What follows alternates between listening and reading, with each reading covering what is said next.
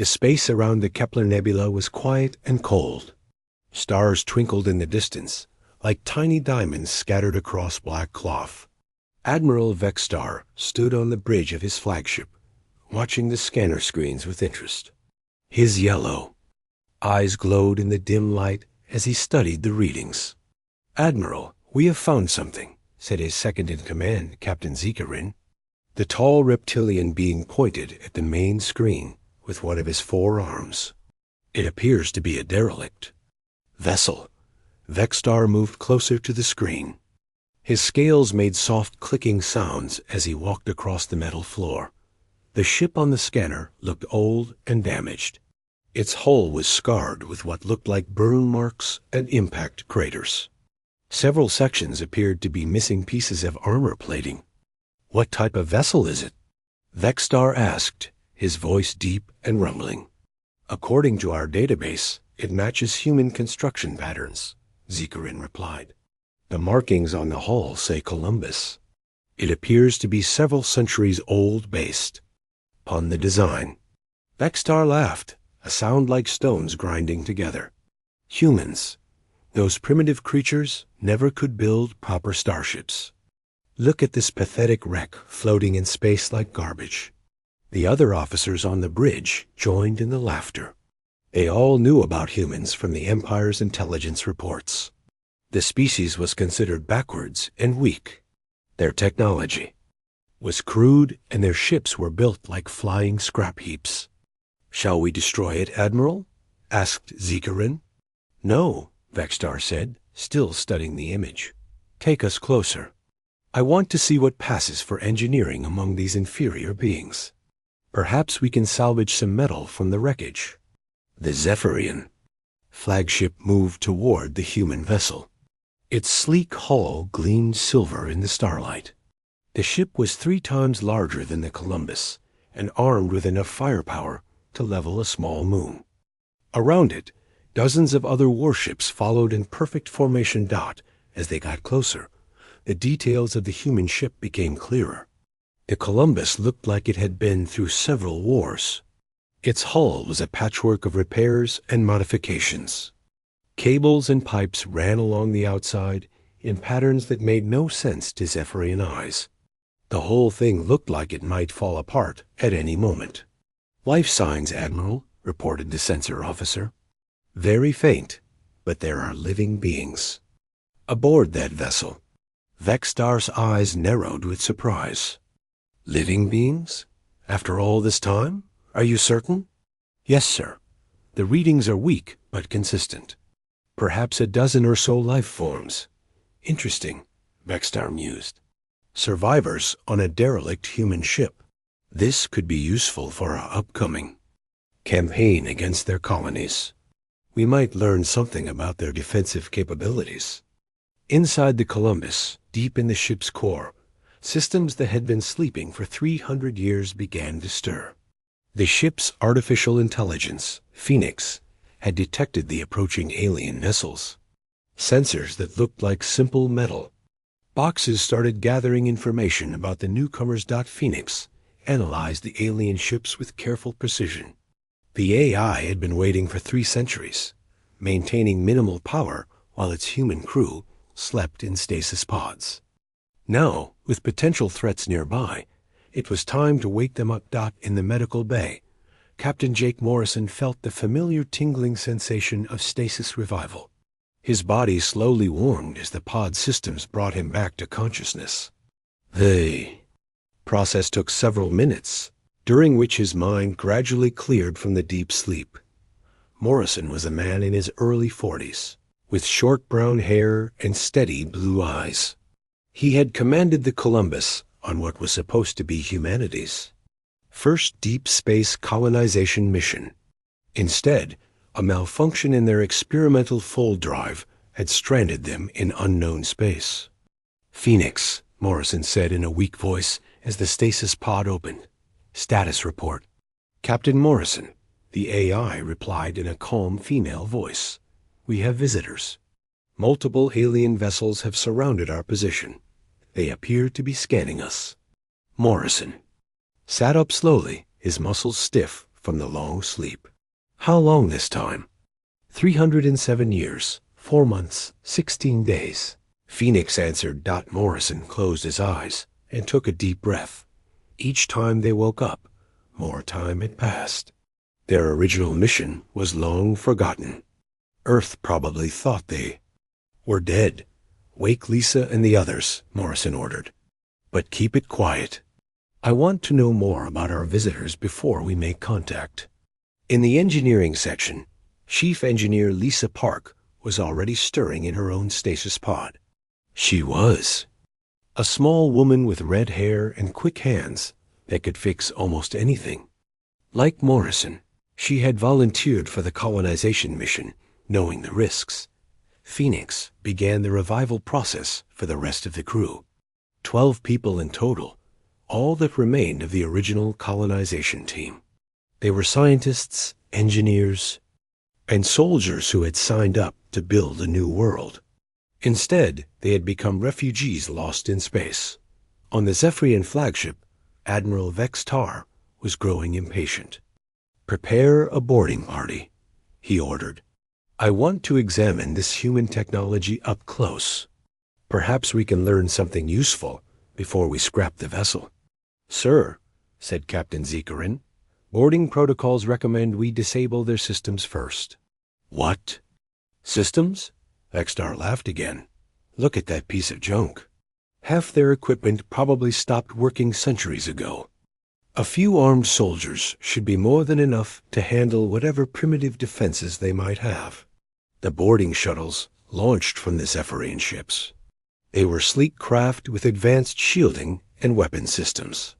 The pilots expected no resistance from the ancient human derelict. Inside the Columbus, Morrison and his awakened crew watched the approaching shuttles on their screens. The alien ships were impressive, but Morrison had seen impressive ships before. What mattered was not how pretty they looked, but how well they could fight. "Phoenix," Morrison said quietly, "are our main systems still functional?" "All primary. Systems are operational, Captain. I have been maintaining them during our sleep cycle." Morrison smiled for the first time in centuries. The aliens thought they had found a helpless derelict. They were about to learn that appearances could be very deceiving. The Zephyrian boarding party attached to the Columbus's airlock. Admiral Vextar himself led the group, curious to see human technology firsthand. As the airlock opened, he stepped into the dimly lit corridor of the human ship. Everything looked primitive and crude to his eyes. The walls were covered with pipes and cables. The lighting was harsh and yellow instead of the soft blue glow used on Zephyrian vessels. The air smelled of metal and oil. "Pathetic," Vextar said to his soldiers. "How did these creatures ever manage to leave their home planet? With technology like this?" What the Admiral did not know was that he had just made the biggest mistake of his very long military career. Admiral Vestar walked through the corridors of the Columbus, with his armed soldiers following close behind. Their heavy boots made loud clanking sounds on the metal floor. The human ship felt cramped and poorly designed compared to the spacious halls of Zephyrian vessels. "Look at this primitive wiring," Vextar said, pointing at the exposed cables running along the walls. "They string their systems together like children playing with toys. How did they ever manage to reach the stars with such crude methods?" "Captain." Jikarin examined a control panel with disgust.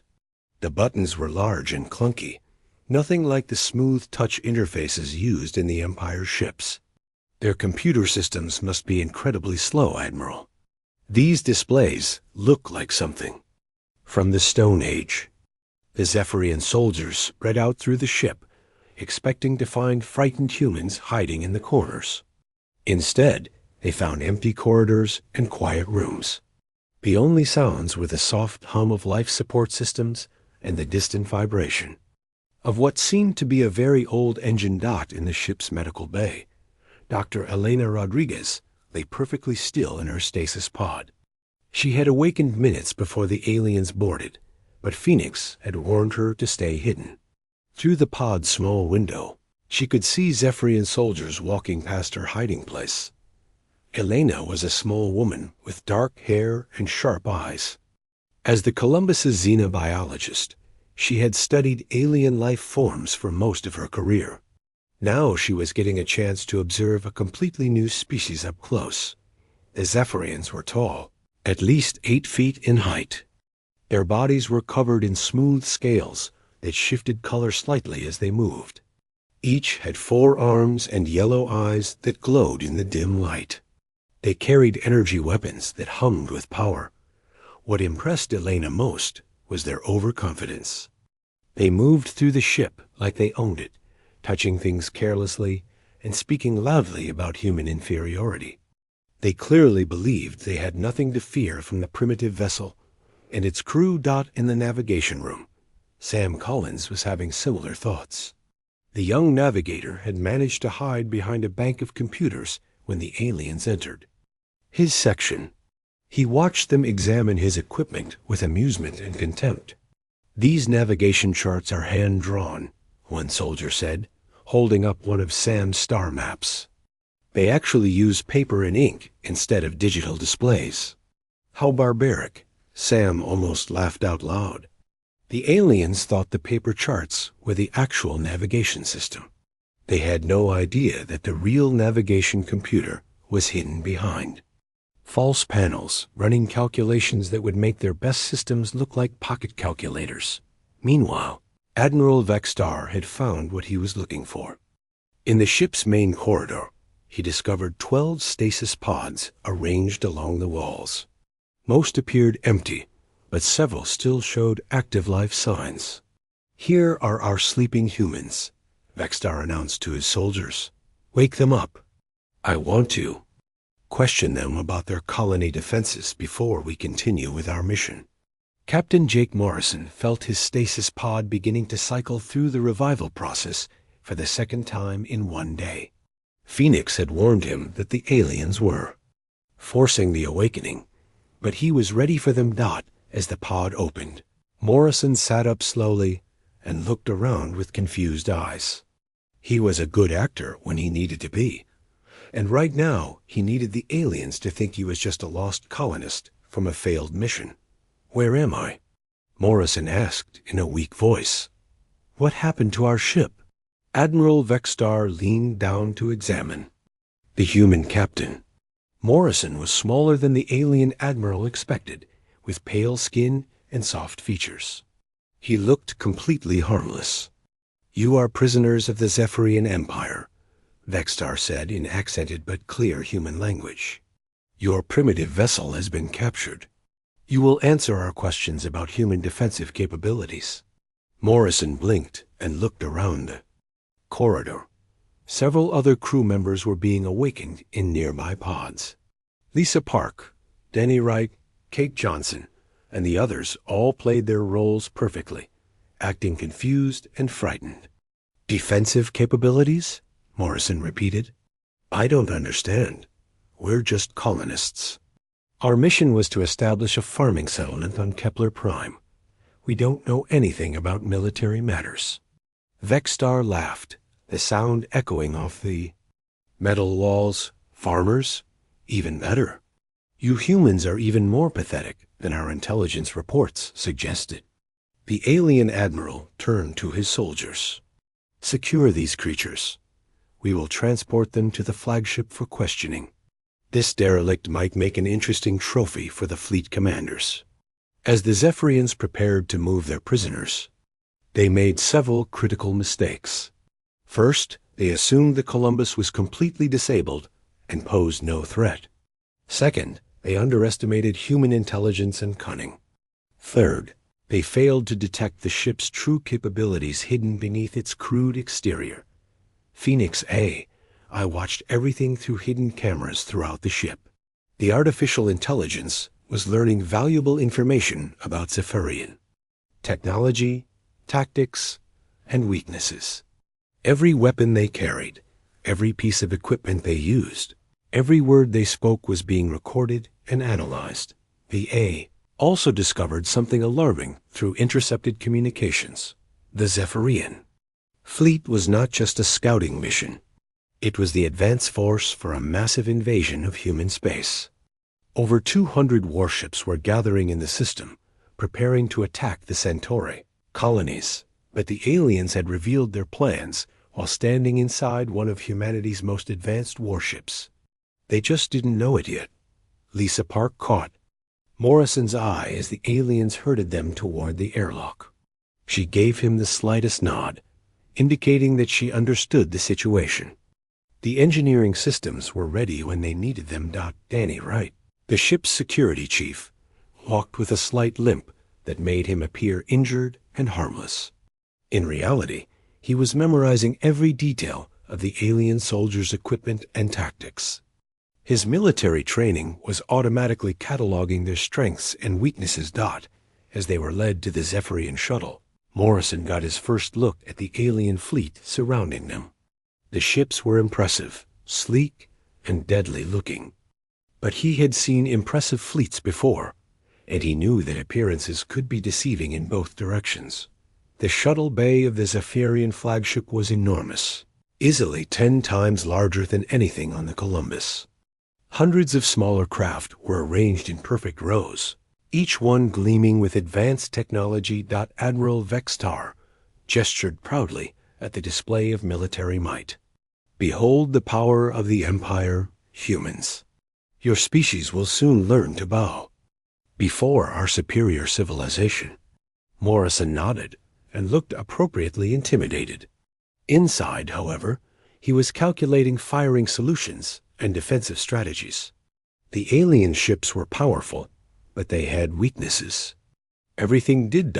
As they were led to holding cells, Morrison caught sight of a massive tactical display showing the full Zephyrian battle plan. The invasion would begin in 3 days, striking simultaneously at 12 human colonies. Millions of innocent people would die if the attack succeeded. The aliens had made their biggest mistake yet. They had shown their entire plan to the one human ship that might actually be able to stop them. They just didn't know it yet. In his cell, Morrison settled down to wait.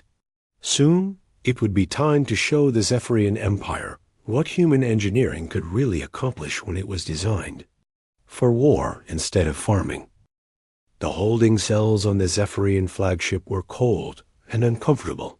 Jake Morrison sat on the hard metal bench and watched the alien guards through the energy barrier that served as bars. The guards were relaxed, clearly believing their prisoners posed no threat. 2 days had passed since their capture. During that time, Morrison and his crew had been questioned repeatedly about human colony defenses. They had played their roles perfectly, acting like simple farmers who knew nothing about military matters. "Tell us about the weapons on your colonies," demanded Captain Zikarin during one session. "What kind of planetary shields do they have?" Morrison had shrugged and looked confused. "We just grow crops, sir. I don't know anything about weapons. The colonies are peaceful places with schools and hospitals, not military bases." The aliens always laughed at answers like this. They believed humans were too primitive and weak to pose any real resistance to their invasion. This made Morrison both angry and hopeful. Angry because they planned to attack innocent people, and hopeful because their overconfidence would be their downfall. In the cell next to Morrison, Danny Wright was doing push-ups on the floor. The security chief maintained his exercise routine, even in captivity, though he made sure to look weak and tired whenever the guards were watching. Wright was actually studying the guard rotation schedule and the cell security systems. As a former military officer, he could see several weaknesses in the alien detention area. When the time came to escape, he would be ready. Dr. Elena Rodriguez spent her time in captivity observing Zephyrian behavior and biology. She noticed that the guards became sluggish and less alert during certain hours, suggesting they had natural sleep cycles different from humans. She also observed that their advanced energy weapons had a distinctive charging pattern before firing. Meanwhile, back on the Columbus, Phoenix AI was working tirelessly. The artificial intelligence had been left alone when the aliens captured the human crew. The Zephyrians considered the old ship harmless and had posted only a small guard detail aboard Dot. This was their first major mistake. Phoenix was far more advanced than they realized, and the AI had been using every moment to hack into their computer networks. The Zephyrian fleet used quantum-encrypted communications that they believed were impossible to break. However, human quantum computing had evolved along different paths than alien technology. Phoenix could read their messages as easily as reading a children's book. Through these intercepted communications, Phoenix learned the full scope of the invasion plan. The attack would begin in 18 hours. 12 human colonies would be hit simultaneously by overwhelming force. The Zephyrians expected total victory within days, but Phoenix also discovered something else. The alien fleet had a critical weakness in their network architecture. All their ships were connected through a central command system that could be accessed if someone knew the right codes. Codes that Phoenix had been quietly stealing for the past 2 days. Sam Collins was still hiding on the Columbus, having avoided capture by staying in a maintenance shaft when the aliens boarded. The young navigator had been living on emergency rations and listening to alien communications through the ship's hidden systems. Phoenix had been communicating with Sam through text messages on his wrist computer. The AI needed human authorization to activate the Columbus's true capabilities, and Morrison was not available to give that authorization. Sam appeared on his screen. I need you to access the command deck. The invasion begins tomorrow. We must act now. Collins read the message and felt his heart racing. He was just a navigator, not a soldier or engineer. But he was the only free human left on the ship, which made him humanity's last hope. Moving carefully through the maintenance passages, Sam made his way to the command deck. The area was guarded by 2 Zephyrian soldiers, but they were paying more attention to their conversation than watching for threats they didn't believe existed. Sam waited until the guards moved to the far end of the room, then slipped out of the maintenance hatch and crawled behind the main command console. His hands shook as he activated the hidden control panel that Morrison had shown him during training. Phoenix, he whispered into his wrist communicator. I'm at the command station. Good. BA, I replied through his earpiece. Initialize combat protocols.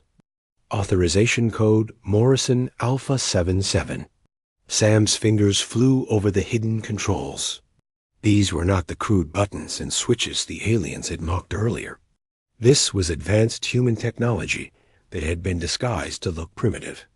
The real command systems were quantum processors more powerful than anything in the Zephyrian fleet. Deep in the Columbus's engine room, systems that had been sleeping for centuries began to wake up. The antimatter reactor that the aliens had mistaken for a simple fusion core started its startup sequence. Weapon systems hidden behind false hull plates began receiving power. On the Zephyrian flagship, Admiral Vexstar was in his command center reviewing final preparations for the invasion. His tactical officers were confident and relaxed. The human colonies would fall easily to their superior technology and numbers. Admiral, reported one of his sensor operators, I'm detecting unusual energy readings from the human derelict.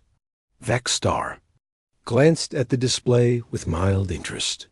Probably their primitive systems finally failing completely. That old wreck has been falling apart since we found it. This was their second major mistake. They had been so focused on the Columbus's crude exterior that they never looked deeper. They saw what they expected to see, not what was actually there. Back in the holding cells, Morrison felt a slight vibration through the floor of the ship. It was so faint that the alien guards didn't notice it, but Morrison recognized it immediately.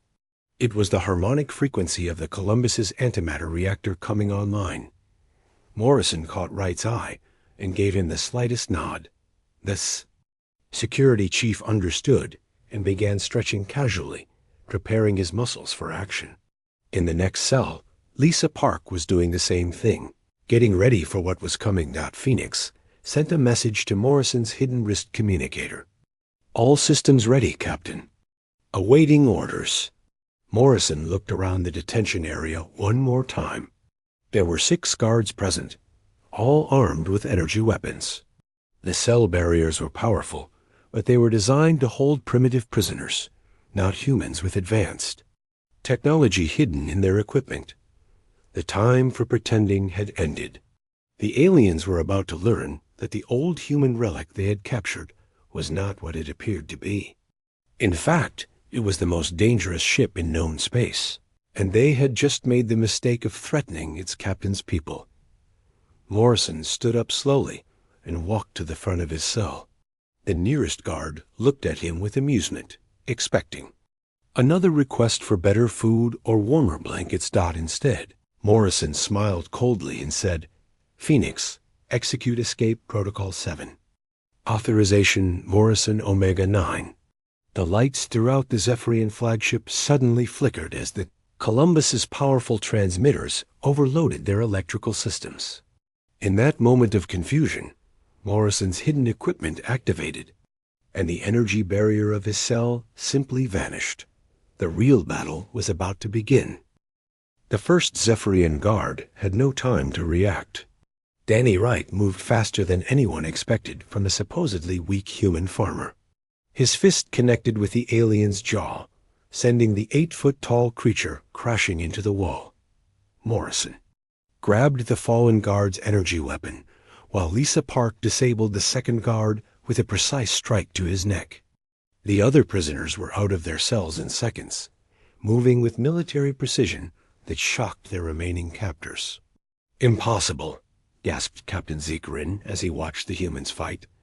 "They are supposed to be primitive farmers." Dr. Elena Rodriguez smiled as she picked up another weapon. "We never said we were good farmers."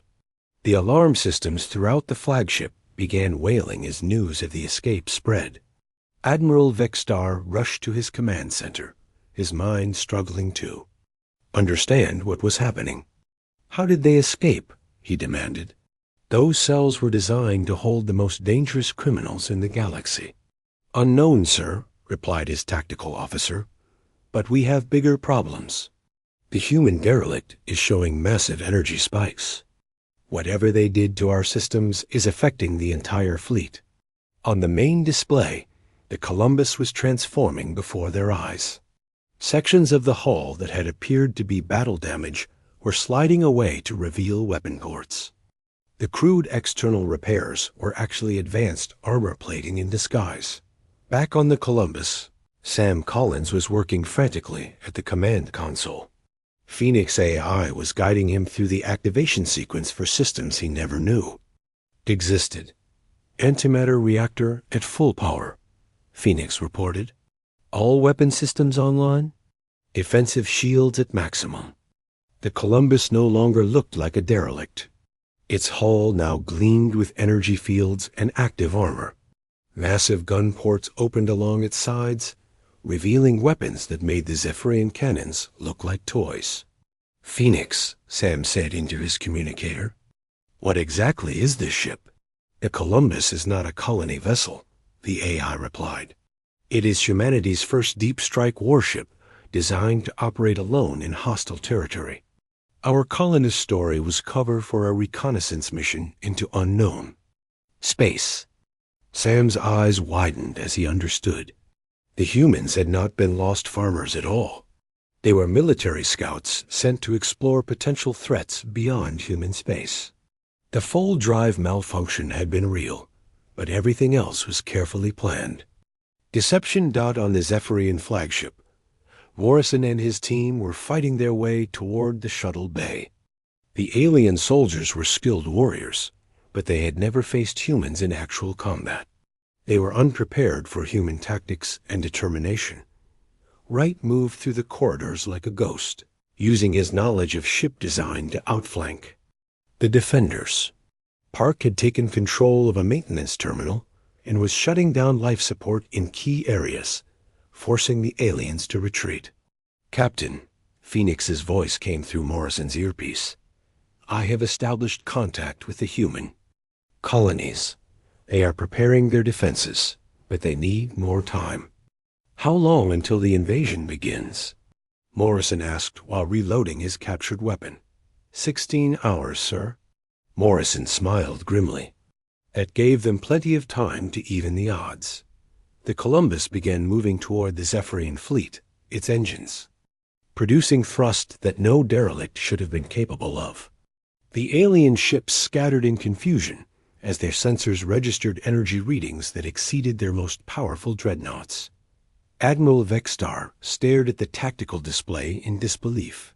The human ship was showing power levels that should have been impossible for such a small vessel. Its antimatter signature alone indicated a reactor more advanced than anything in the Empire's arsenal. "All ships open fire on the human vessel," Vexstar ordered. "Destroy it immediately." Hundreds of energy beams and plasma torpedoes streaked toward the Columbus. The barrage was enough to destroy a dozen normal ships, but the Columbus was far from normal. The alien weapons struck an energy barrier that absorbed the impacts like water drops hitting stone. The Columbus's shield system was based on technology that the Zephyrians didn't even know existed. "Impossible," whispered Vexstar. "Nothing can withstand that much firepower." Then the Columbus began to return fire. The first antimatter torpedo struck a Zephyrian cruiser and simply erased it from existence. The ship didn't explode or burn. It just vanished in a flash of pure energy that left nothing behind but glowing particles. The second torpedo destroyed 3 ships at once, its blast radius far exceeding what the aliens thought possible. The third and fourth torpedoes eliminated an entire squadron before they could even attempt to retreat. Phoenix AI was simultaneously launching cyber attacks against the Zephyrian fleet. The alien ships used advanced computer networks, but they were no match for human quantum processing power. One by one, their systems began to fail. Navigation computers gave false readings. Weapon systems targeted their own ships. Communication networks carried orders that no one had given. The organized fleet began to dissolve into chaos. In the flagship's shuttle bay, Morrison and his team had secured a transport. As they prepared to return to the Columbus, Morrison activated his wrist communicator. "Phoenix, patch me through to Admiral Vexstar." "Channel open, Captain." Morrison's voice echoed through the Zephyrian flagship's communication system. "Admiral Vexstar, this is Captain Jake Morrison of the Earth vessel Columbus. I believe we need to have a conversation." The alien admiral's face appeared on every screen throughout his ship. His yellow eyes were wide with shock and fear.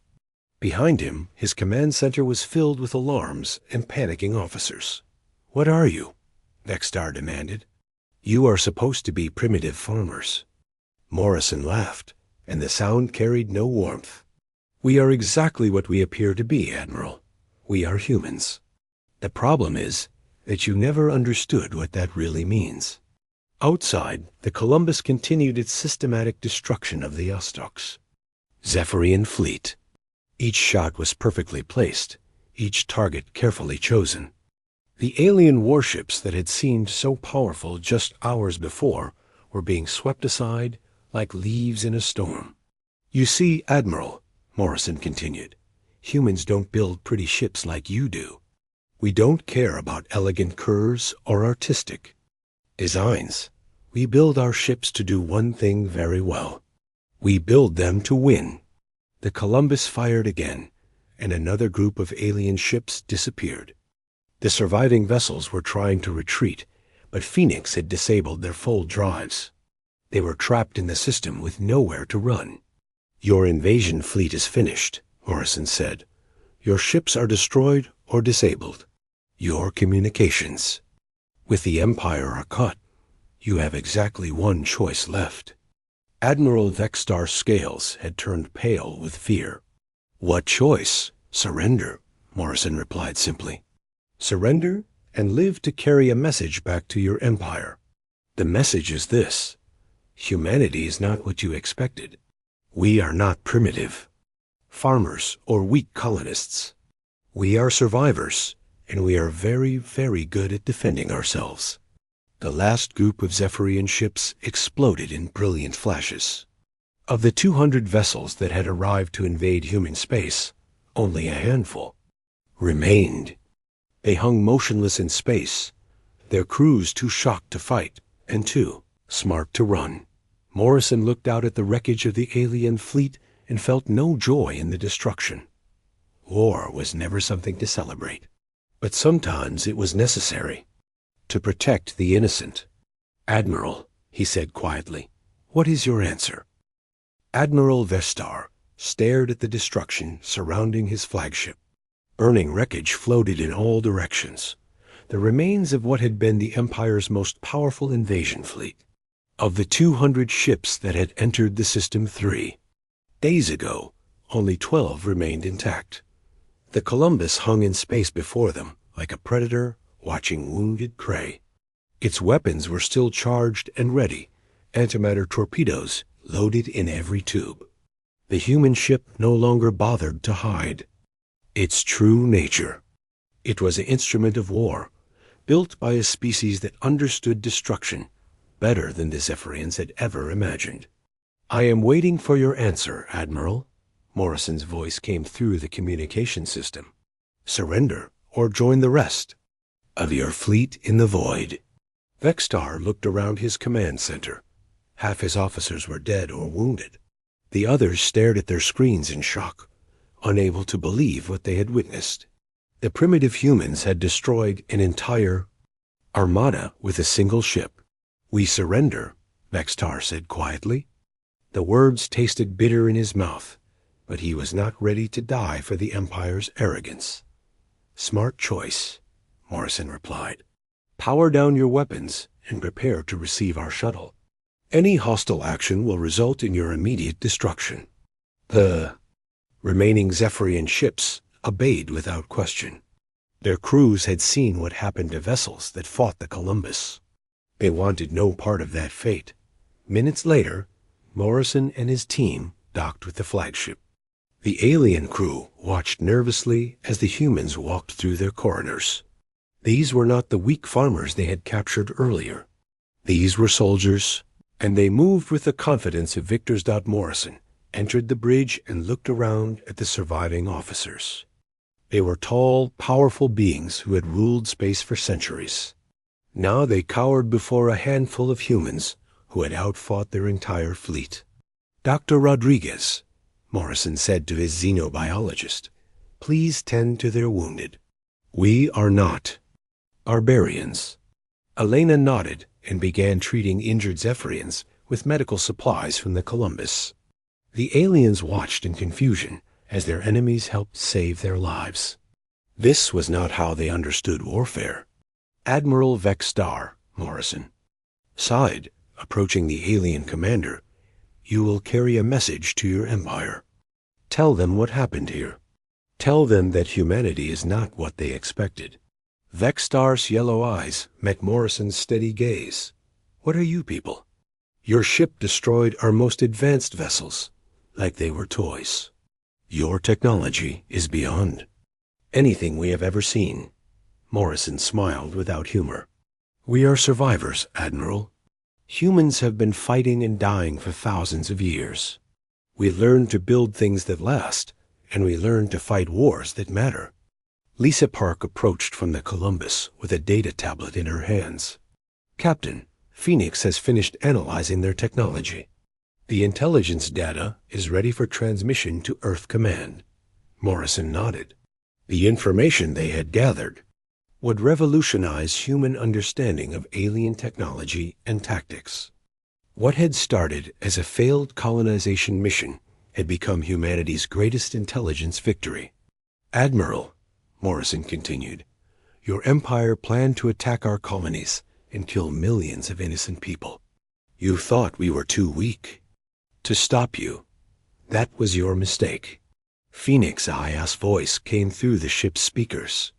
Captain, I have recorded complete technical specifications for all Zephyrian ships and weapons. Human Command will be very interested in this information. The artificial intelligence had done more than just fight the battle. It had analyzed every aspect of alien technology, from their engines to their communication systems. Phoenix now understood Zephyrian capabilities better than most of their own engineers. Sam Collins arrived on the bridge, still amazed by everything that had happened. The young navigator had helped save the human colonies by activating the Columbus's hidden systems. His hands were still shaking from the experience. Sam, Morrison said, plot a course for home. It's time to end our long mission. Danny Wright was securing the Zephyrian weapons and ensuring the alien crew remained cooperative. The security. Chief had fought through enemy ships and survived battles that would be remembered for generations. Captain, Wright reported, all hostile forces are neutralized. The survivors are ready for transport back to their territory. Morrison looked out at the wreckage field one more time. So many ships destroyed, so many lives lost. But the alternative would have been worse. The Zephyrian invasion would have killed millions of human civilians. Admiral Vexstar, Morrison said, you have 1 hour to gather your survivors and transfer them to the remaining ships. Then you will return to your empire with my message. What message? Vexstar asked. Tell them that humanity remembers its enemies. Tell them that our colonies are under our protection. Tell them that any attack on human space will be met with force they cannot imagine. Morrison paused and looked directly at the alien admiral. And tell them that the Columbus was just one ship. We have many more where it came from. This was not entirely true. The Columbus was unique, a prototype built with humanity's most advanced technology. But the aliens didn't need to know that. Let them wonder how many other hidden weapons humanity possessed. The Zephyrian survivors were transferred to their ships. Under heavy guard, Morrison watched from the Columbus bridge as the alien vessels prepared to depart. They moved slowly, like wounded animals afraid to provoke another attack. Phoenix, Morrison said, send our report to Earth Command. Include everything we learned about the Zephyrian Empire. Message transmitted, Captain. Earth Command confirms receipt and sends congratulations on mission success. Morrison laughed at that. Success. They had been lost in space for 300 years, their original mission a complete failure. But they had accidentally prevented a war and gathered intelligence that would protect humanity for generations. The Zephyrian ships activated their fold drives and disappeared into the darkness. They carried with them a new understanding of humanity and a healthy fear of human capabilities. Kate Johnson approached Morrison with a medical scanner in her hands. Captain, you should rest. You've been awake for 3 days straight.